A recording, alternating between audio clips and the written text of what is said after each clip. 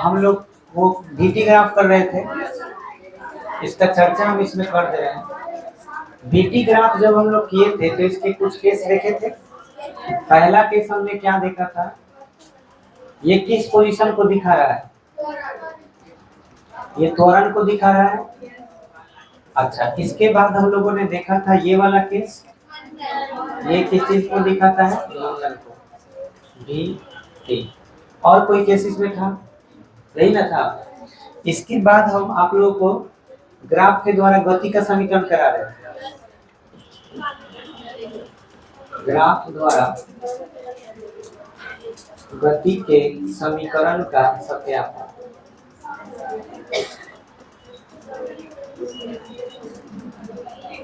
जिसमें हम लोगों ने देखा था कि ये जो है ये आपका T हो गया, सॉरी T नहीं, यहाँ पर हमने समय लिख दिया था, और यहाँ पर हम लोगों ने लिया था वेग।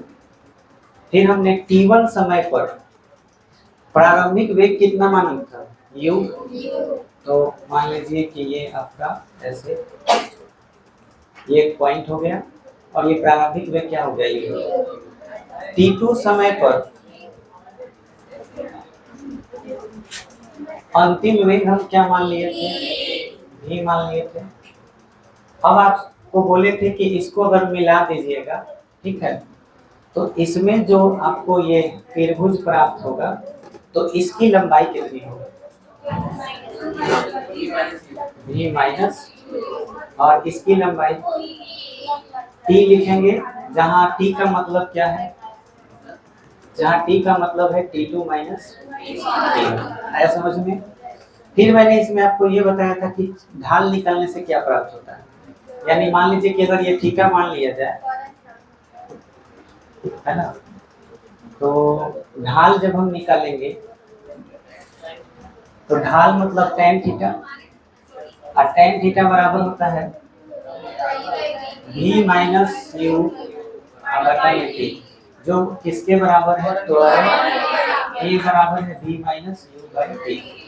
क्रॉस गुना करने से पहला समीकरण मिल गया था, तो v माइनस u बराबर at, तो v बराबर क्या हो जाएगा, u प्लस। ये हमारा पहला समीकरण साबित हो गया था। अब हमने आपको बताया था कि अगर आप इसमें क्षेत्रफल निकालोगे, वो भी पूरा क्षेत्रफल, तो किसका मान मिलेगा, दूरी का, s का। तो किसका क्षेत्रफल हमें निकालना होगा, त्रिभुज का ग्राफ द्वारा बना हुआ पूरा क्षेत्रफल। अब फिर से दिमाग में सुन लो, ग्राफ द्वारा, जो ग्राफ है इसमें, उसके द्वारा x अक्ष तक अगर हम लंब खींच दें तो उसमें जितना एरिया बनेगा उसका क्षेत्रफल। देखो मेरा कहने का मतलब, अगर ऐसा कोई ग्राफ बन गया, मतलब एक ग्राफ हो गया, तो इस जगह से आपको एगो लंब खींचना है, बोलो खींचा गया, इस जगह से एगो लंब खींचना है, एगो एरिया बना, इसका क्षेत्रफल निकालोगे तो दूरी मिलेगा। मान लो कि ये ग्राफ यहाँ से खींचाया है, यहाँ से ग्राफ बना है, तो आपका लंब पहले ही से एगो है, अब यहाँ से खींचेगा तो बोलो हाई एरिया हुआ, तो इसका क्षेत्रफल निकालना होगा। क्षेत्रफल हमेशा ग्राफ जहाँ से शुरू हुआ वहां से लंब खींचना है, और ग्राफ जहाँ समाप्त हुआ वहां से लंब खींचना है, फिर एगो क्षेत्र बनेगा, उसका क्या निकलना है। तो सभी बच्चे बताइए इसमें हम लोग कैसे बनाए, कैसे निकाले क्षेत्रफल, और किसका क्षेत्रफल निकाले। जैसे इस पॉइंट को ए नाम दे देते हैं, इस पॉइंट को ए नाम दे दिए। अब बताइए बी किसका नाम दे देंगे, T1 पर नाम दे देंगे। बोलो ग्राफ कहाँ से कहाँ तक है, यहाँ से यहाँ तक है, ये शुरुआत है, ये अंत है, तो शुरुआत से हमको लंब x अक्ष पर खींचना है कि y अक्ष पर, x अक्ष पर। देखो ये लंब है, ये लंब हो गया। अब इसका नाम हम क्या दे दिए, फिर यहाँ से यहाँ तक लंब होना चाहिए, तो ये भी तो एक लंब ही है, तो इसका नाम क्या दे देंगे, C। और फिर इसका नाम D दे देते हैं, और इसका नाम E। बोलो हमें किसका क्षेत्रफल निकालना है, A B C D E। इस ग्राफ से पूरा है ना क्षेत्रफल बन रहा है, इसी का मान निकालेंगे तो किसका मान मिलेगा, दूरी का, S का मान। ठीक है, तो बोलिए हम S बराबर क्या लिखें, दूरी S बराबर दूरी, या आप इसे बोल सकते हो क्या चीज, विस्थापन। S बराबर किसका क्षेत्रफल, area A B C D E, area A B C D E. बोलो ये पूरा एरिया होगा। अब ये पूरा एरिया कई भाग में बटा है, दो भाग, एक आयत एक त्रिभुज, तो दोनों को जोड़ देंगे तो पूरा निकल जाएगा।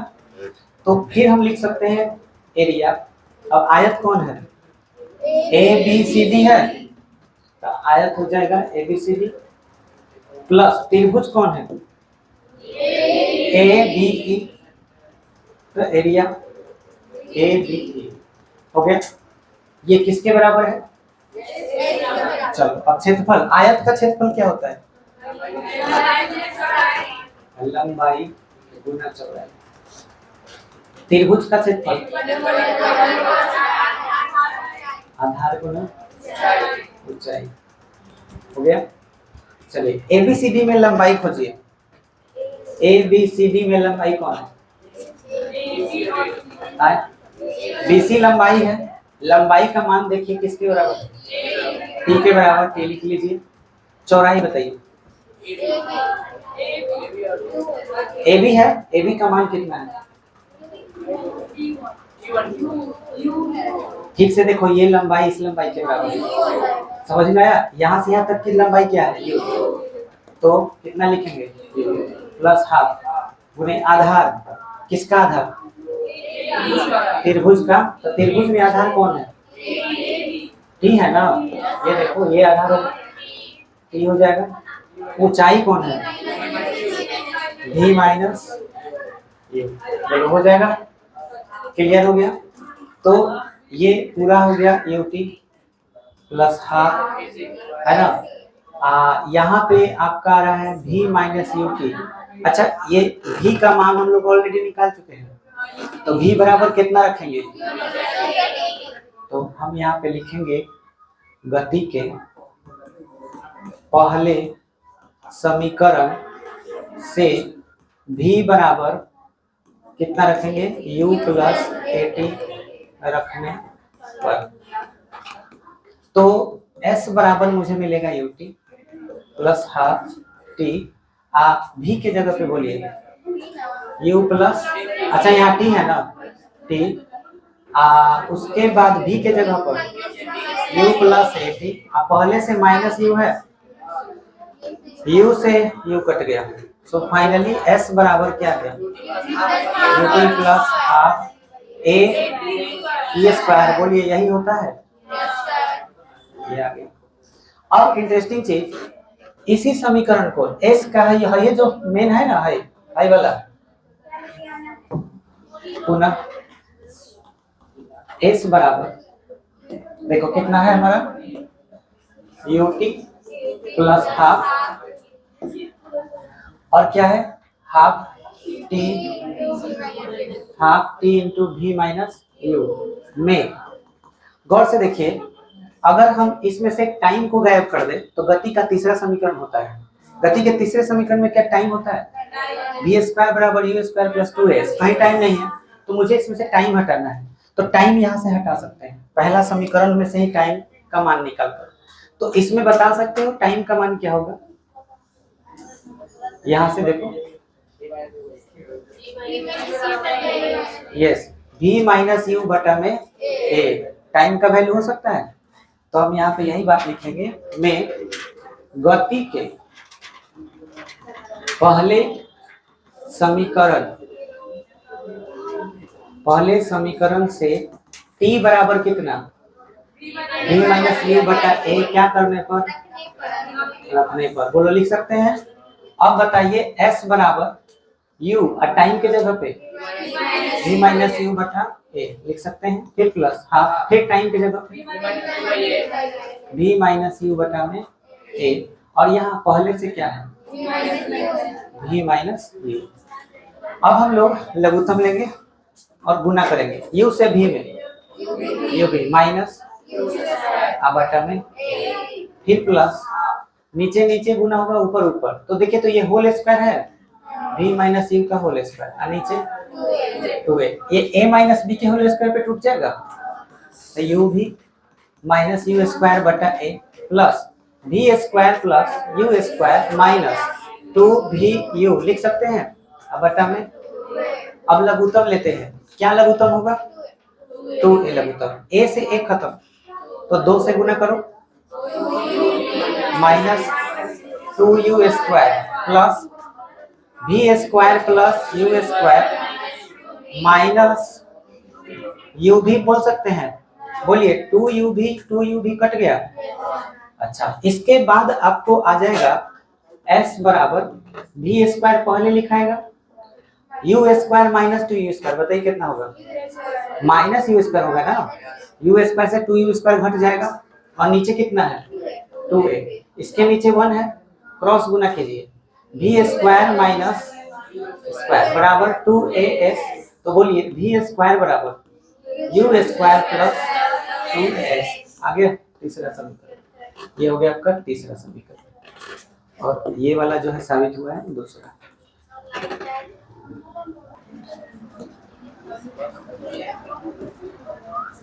पहला उदाहरण नंबर 1 इजी नंबर 1। इसमें पहले आपको ग्राफ बना लेना है।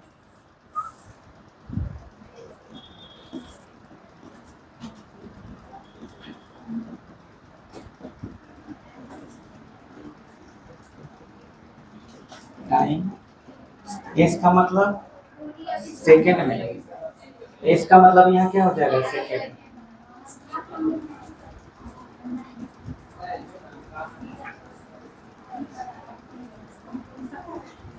इस मतलब यहाँ पर क्या हो जाएगा मीटर। ठीक है,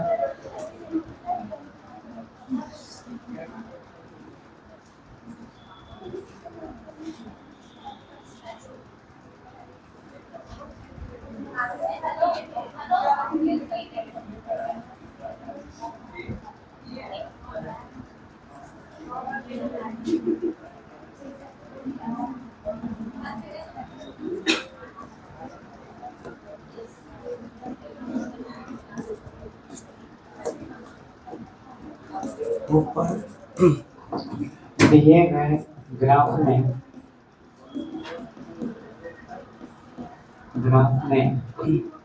ज्ञात करें। पहला क्वेश्चन, वस्तु द्वारा तय की गई दूरी रोमन के 2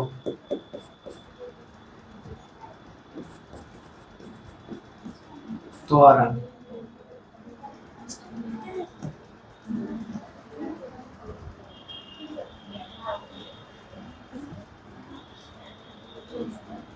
तो मैं एक आपको बना के दिखा दे रहा हूं, कैसे बनाइएगा। ठीक है, देखो पहले सवाल में पूछा है दूरी।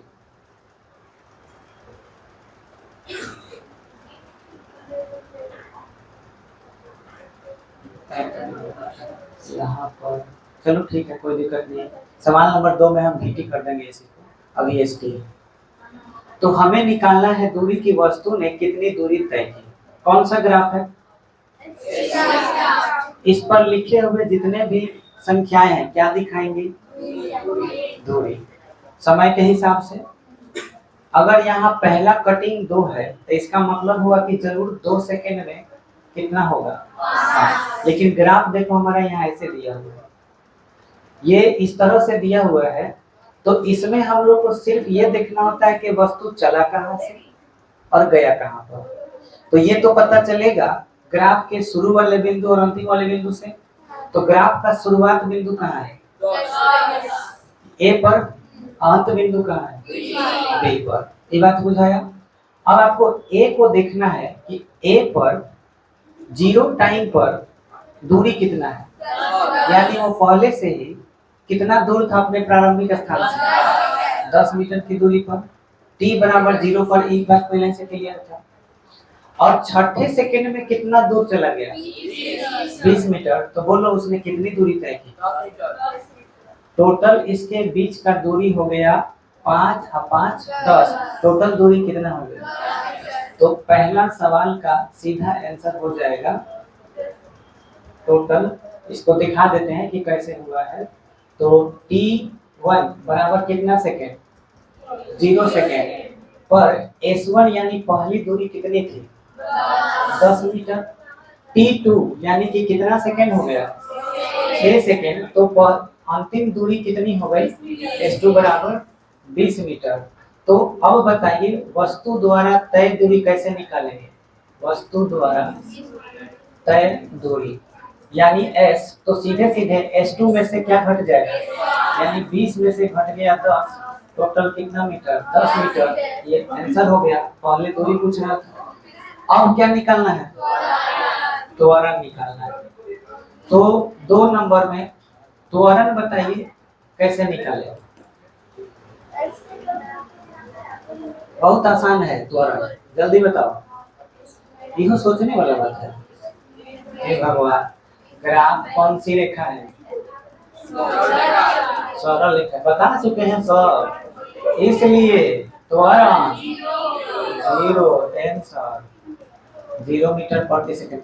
तो ये सब जैसे बच्चा सब ग्राफ देखता है और उसके बाद हाँ 1 नंबर 2 नंबर देखता है, तुरंत कहता है ये छोड़ दो, अगला सवाल बनाएंगे। ये हमारा से ना बने, ये ग्राफे लेकर डेरा जाता है। भारी है, इतना आसान है। बोलो क्लियर हो गया? चलो जल्दी से इसको नोट करो। अब थोड़ा सा बदलाव कर रहे हैं, देखते हैं आप लोग बना पाते हैं कि नहीं। सब लोग का बन गया? क्वेश्चन नंबर 2 में भी आपको यही सवाल उतारना है, लेकिन एस के जगह पर आपको भी लिखना है और यहाँ लिखना है मीटर प्रति सेकंड। सेम रहेगा क्वेश्चन, सॉल्व कीजिए। ना बना देखो करीबो, मैंने अभी तुम लोग को बताया कि VT ग्राफ, अगर VT ग्राफ हो तो क्षेत्रफल निकालने से एस निकल जाता है। बस क्षेत्रफल निकाल देना था तो दूरी निकल जाएगा। तो एस बराबर एरिया, कौन सा एरिया? ग्राफ से घिरा हुआ। तो ग्राफ का शुरुआत पॉइंट क्या है? ए। तो ए से खींचा गया लंब यहाँ तक है, यहाँ तक।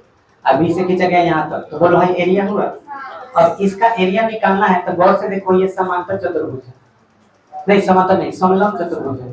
समलंब चतुर्भुज का क्षेत्रफल क्या होता है? एस बराबर एरिया है ए ओ सी बी। अच्छा मान लो समलंब नहीं भी मालूम है तो बना सकते हो, खाली हाई लाइन यहाँ खींच दो, आयत बन जाएगा। तो एगो नाम दे दो, यहाँ क्या चाहिए? डी दे दो। तो कौन सा area? Area A O C B. आप प्लस में एरिया कौन सा? A D B. समलंब नहीं मालूम है, इसको बना सकते हैं। आयत का क्षेत्रफल लंबाई गुना, बोलो लंबाई यहाँ से यहाँ तक कितना है? 6। यहाँ से यहाँ तक लंबाई बन ना 6। चौड़ाई बताओ 10 मीटर। त्रिभुज का क्षेत्रफल 1/2 गुने आधार, आधार कितना? 6। और शीर्षलंब कितना बताओ सर? 10। कट गए 3 मरतबे, 10 छक 60 और 10 3 30। कई मीटर? 90 metre answer. पहला सवाल बुझा गया? भाला पागल एगो हर सवाल बना हुआ है। 2 नंबर त्वरण बताओ कैसे निकली?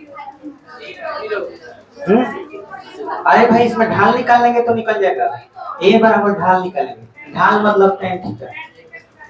तो थीटा यहाँ लिख दो, तो बोलो tan थीटा बराबर क्या हो जाएगा? BD बटा AD। BD का मान बोलो 10, AD का मान 6, काट दीजिए 3 5 5/3 मीटर प्रति सेकंड स्क्वायर आंसर आया है।